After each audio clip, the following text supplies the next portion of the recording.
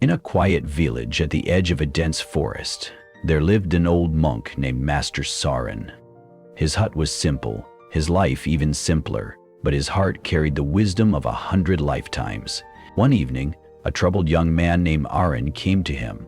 His face was tense, his fists clenched, and his spirit heavy with anger and disappointment. "Master," Arin began, barely containing his frustration, "I have tried everything. I work hard, I chase my dreams, but nothing seems to go my way. I am tired of failing. I feel like giving up." Master Soren listened quietly, his eyes soft and patient. He motioned for Arin to sit with him by the fire.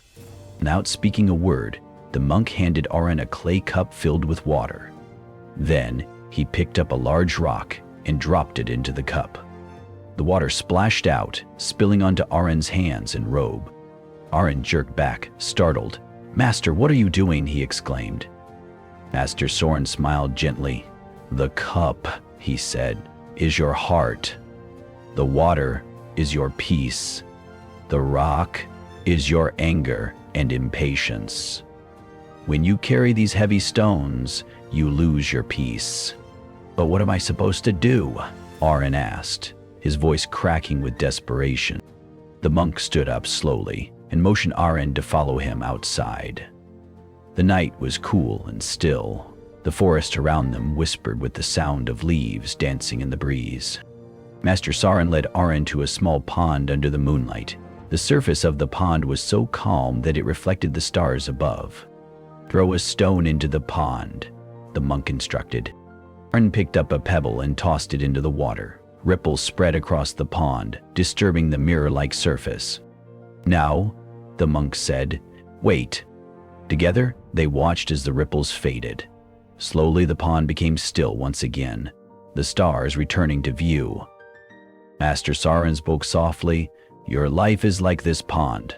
When you act out of anger or fear, you create ripples, disturbance. But if you are patient, if you allow time and silence to heal the waves, clarity returns."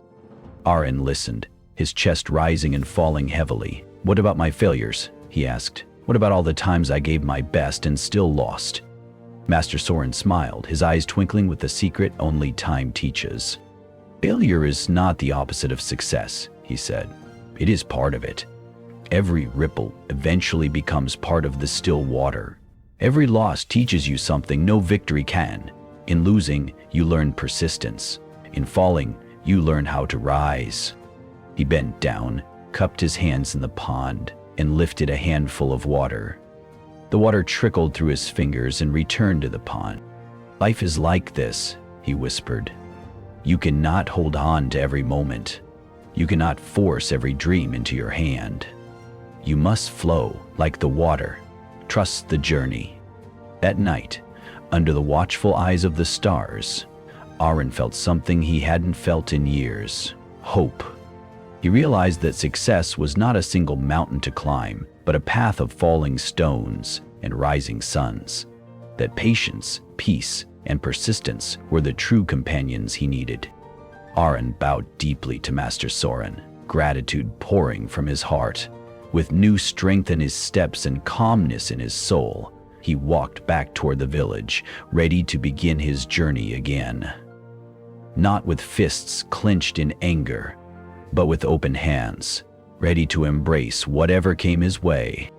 True strength lies not in forcing life to your will, but in trusting the journey with patience, peace, and persistence. If you like this story, then subscribe our channel to get life-changing story to change your life.